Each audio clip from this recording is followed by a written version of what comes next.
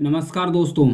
Yemen का जो Haiti विद्रोही है यह भी इजरायल पर मिसाइल के द्वारा अटैक कर रहा है। इजरायल ने कहा कि अब इसे भी मैं ख़त्म कर दूंगा। जो हैती विद्रोही गुट है इसे भी ख़त्म करने के लिए इजरायल ने कहा है। हालांकि जो हैती विद्रोही गुट है इसका कहना है कि इजरायल जब तक हमास पर हमला करना बंद नहीं करेगा तब तक ड्रोन और मिसाइलों से इजरायल पर ये लगातार हमला करता रहेगा। तो आइए पहले हैती विद्रोही के बारे में देखते हैं और इसके लोकेशन के बारे में देखेंगे। तो इजरायल ने इसे रोकने के लिए क्या कदम उठाया है। यह है इजरायल, यह है रेड सी, यह है लाल सागर, यहाँ पर है यमन।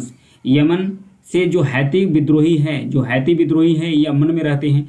ये भी एक आक्रांता समूह है, ये भी एक आक्रांता समूह है। इसके द्वारा लगातार मिसाइल हमले किए गए हैं। तो इसे रोकने के लिए रेड सी में जो लाल सागर है यहाँ पर इजरायल के द्वारा एक शिप तैनात किया गया है। ये शिप जितने भी मिसाइल या ड्रोन इजरायल की तरफ आ रही है इसको हवा में ही मारकर डिस्ट्रॉय कर दी गई है। हालांकि इजरायल द्वारा यह भी कहा गया है कि जो भी हैती विद्रोहियों द्वारा, जो हैती ग्रुप है उसके द्वारा जो भी मिसाइल या ड्रोन अटैक किए गए हैं वो इजरायल के बॉर्डर में नहीं घुस पाया है। इजरायल के बॉर्डर में नहीं घुस पाया, उसे रेड सागर जो लाल सागर है उसके ऊपर ही शिप के द्वारा, एंटी मिसाइल के द्वारा हवा में ही मारकर डिस्ट्रॉय कर दिया गया है।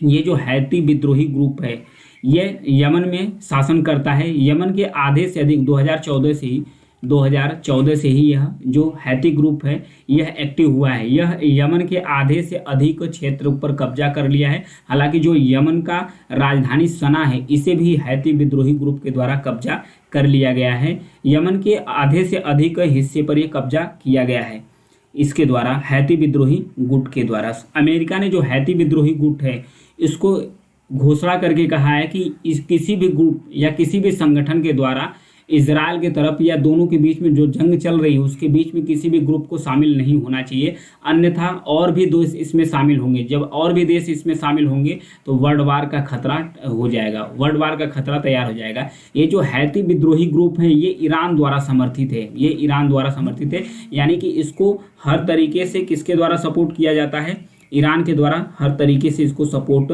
किया जाता है। जो हैती विद्रोही गुट है इसको ईरान द्वारा समर्थित किया जा रहा है। अभी तो ये फिलहाल दोनों के बीच, जो हमास और इजरायल के बीच जो जंग चल रहे हैं उनके बीच, जैसे ही ये जो गाजा पट्टी है, गाजा पट्टी के आधे इलाके में 7 अक्टूबर से मामला गड़बड़ हुआ था। 7 अक्टूबर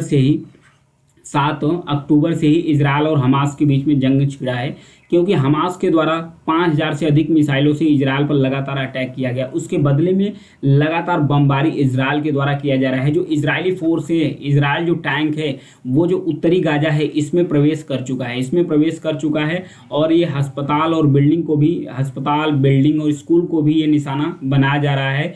जो इजरायली डिफेंस फोर्सेज है उनका कहना है कि इसी बिल्डिंग के नीचे जो हमास का आतंकी संगठन और हथियार है ये सब इसके अंदर ही रखा हुआ है। अब इन सब चीज का बदला लेने के लिए जो हैती विद्रोही गुट है ये भी इजरायल पर अटैक करना शुरू कर दिए। हालांकि इजरायल ने इसके जो हमला है, ड्रोन और मिसाइल हमला, इसको नाकाम कर दिया है, इजरायल के द्वारा नाकाम कर दिया है। इजरायल का टारगेट है कि जो हमास है उसको पूरी तरीके से खत्म करना, यानी कि मिट्टी में मिला देना। हमास के कई सारे फलस्तीन कैदियों को इजरायल के द्वारा पकड़ के रखा गया है। इजरायल का कहना है कि जैसे ही इजरायल के जो नागरिक हैं जिसको हमास द्वारा कब्जा बंधक बनाया गया है, यदि उसे छोड़ेगा तो वो जो उसके लड़ाके कुछ जो फलस्तीनी हैं उनको इजरायल इसके द्वारा छोड़ेंगे। हालांकि जो बोलीविया एक साउथ अमेरिका का देश है।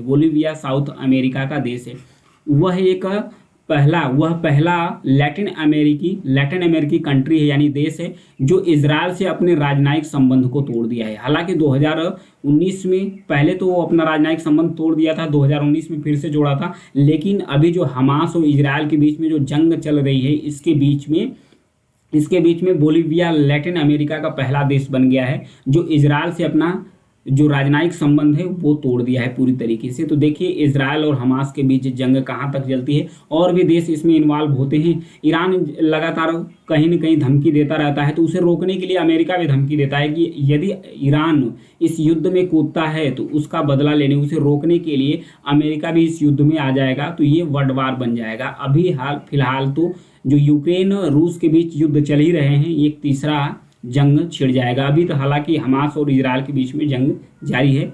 तो ये था हमास और हैती विद्रोही के बारे में। यदि जानकारी अगर अच्छी लगती है तो सब्सक्राइब जरूर कीजिएगा, लाइक और शेयर भी कर दीजिए। Thank you.